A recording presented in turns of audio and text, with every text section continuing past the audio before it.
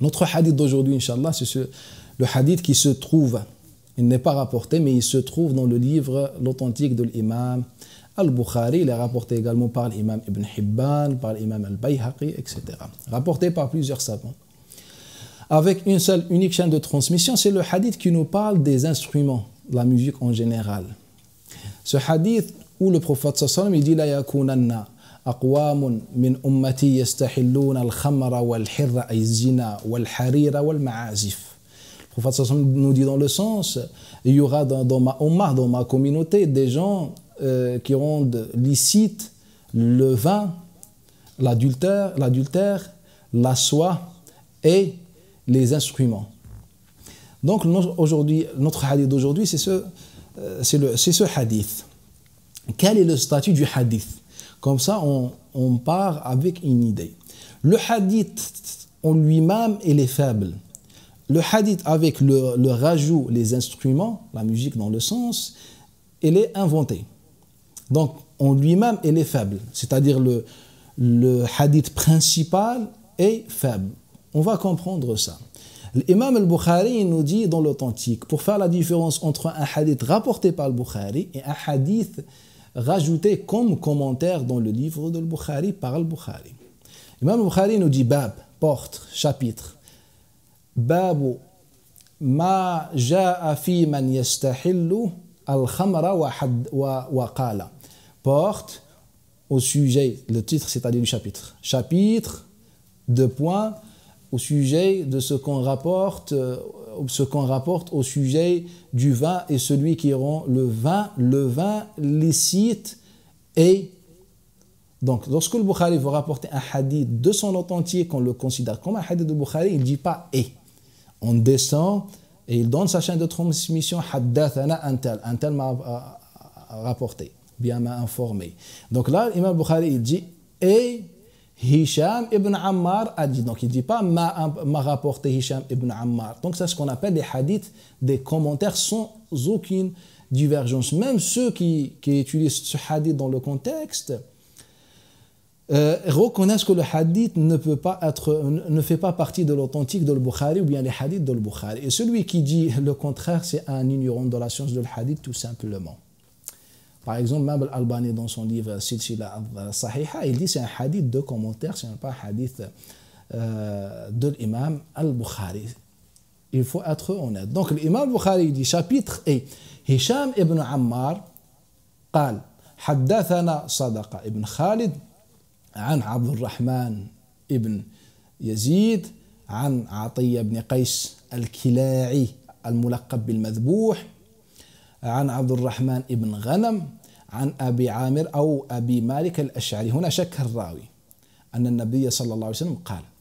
Donc dans ce hadith, l'imam Bukhari il dit et Hisham ibn Ammar a dit.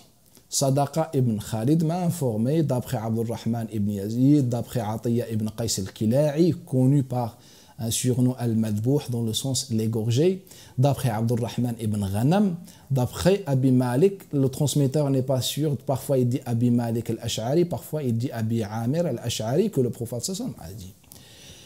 Donc le hadith, on va parler du hadith en lui-même plus tard, on parle juste du rajout. Par rapport au rajout, le seul qui rapporte les instruments à la fin, c'est Hisham ibn Ammar avec cette chaîne de transmission. Le hadith, de toute façon, n'a pas une autre chaîne de transmission que celle-ci. Mais dans la génération de Hisham, il n'y a que Hisham ibn Ammar qui rapporte avec le rajout les instruments. Quel est le statut de Hisham ibn Ammar? Abu Daoud nous a dit qu'il a inventé 40 hadiths. Ahmed ibn Hanbal, il a dit la tahillu as-salatu khalfahu. La salat, la prière derrière Hisham ibn Ammar n'est pas valide. Et les paroles des savants de l'islam que Hisham ibn Ammar était menteur et très faible.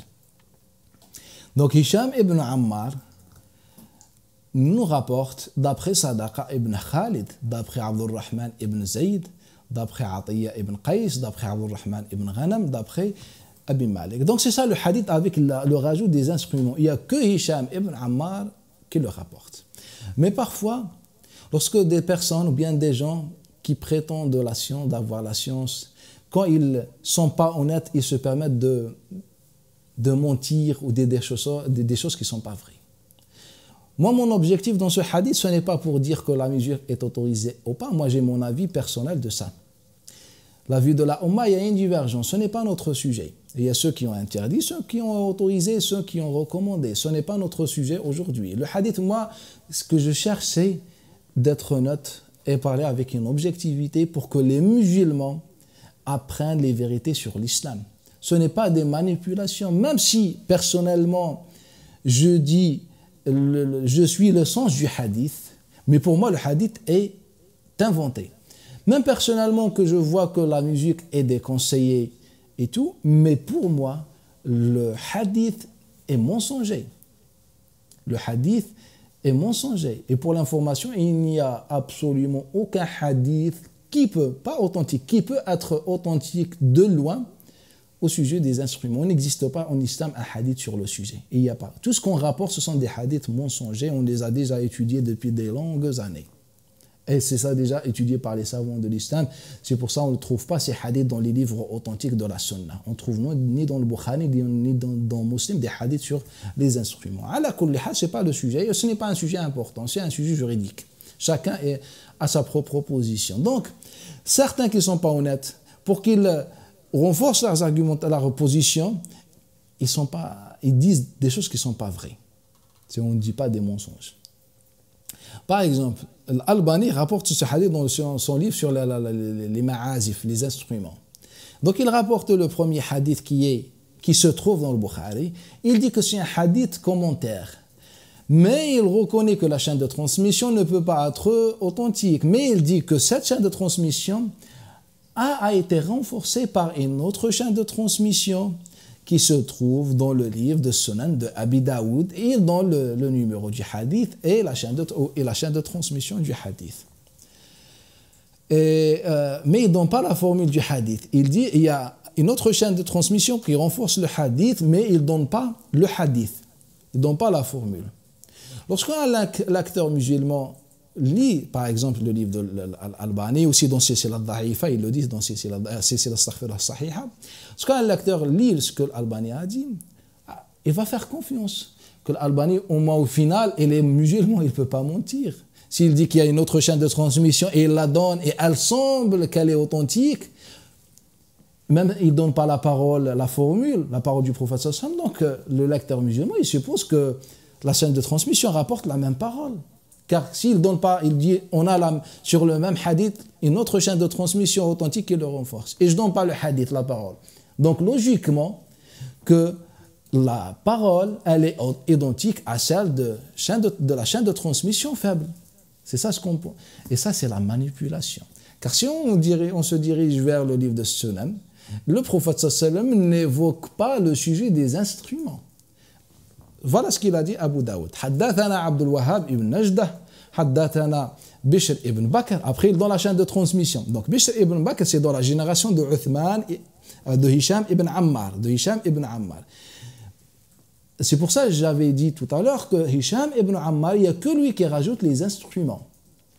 Donc, Haddathana Abdul Wahhab ibn Najdah, Haddathana Bishr ibn Bakr, avec la même chaîne de transmission, An Abdurrahman ibn Yazid, عن عطية ابن قيس الكلاعي عن عبد الرحمن ابن غنم عن أبي مالك أو أبي عامر. Ça pose pas problème si on ne sait pas quel compagnon qui a dit ça, car en général les compagnons sont pieux.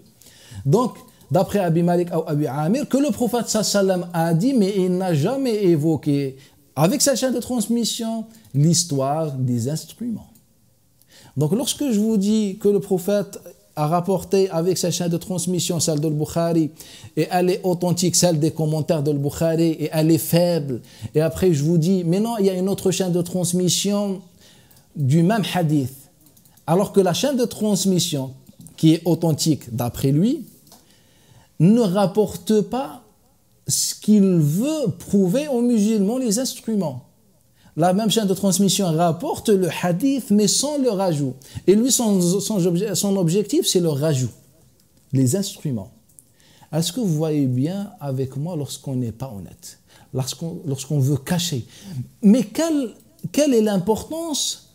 On montre aux gens que j'ai tort ou bien j'ai raison sur un sujet et j'invente des choses pour montrer que j'ai raison. Si je suis convaincu par quelque chose, j'ai mes propres arguments. Pourquoi je me sens obligé d'inventer des choses pour convaincre les gens?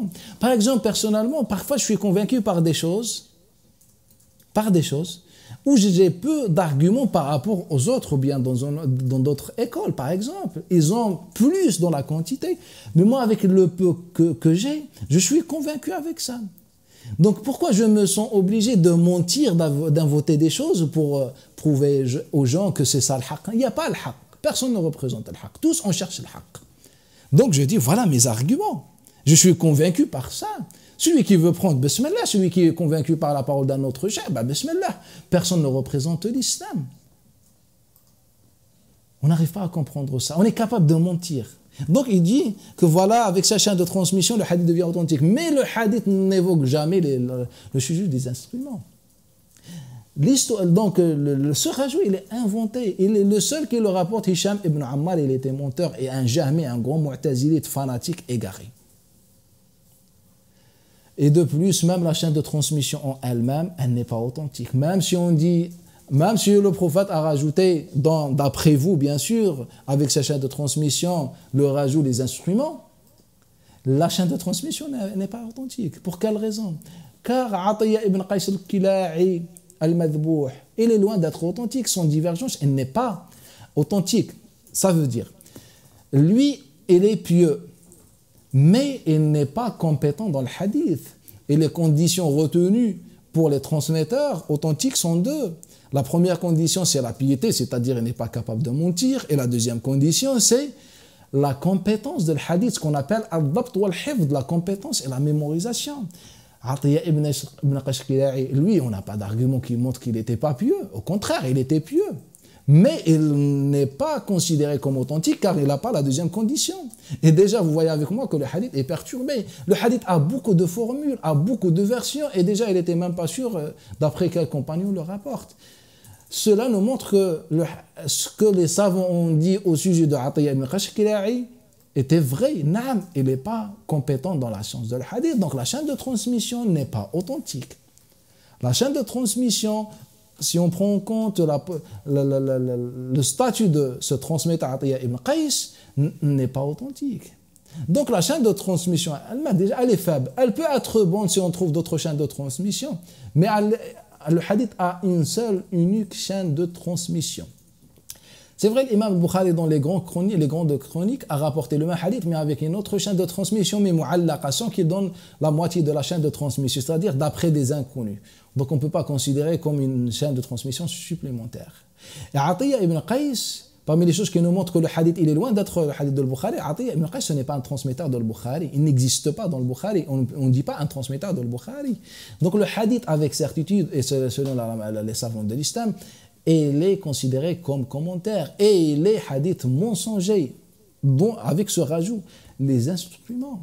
Nous, ce qu'on veut transmettre aux musulmans, c'est de chercher la vérité, pas chercher à renforcer une position ou à convaincre les gens. On cherche que la vérité. Personne ne représente l'islam et tous on cherche le haqq. أقول هذا الكلام واستغفر الله لي ولكم فاستغفروه إنه هو الغفور الرحيم.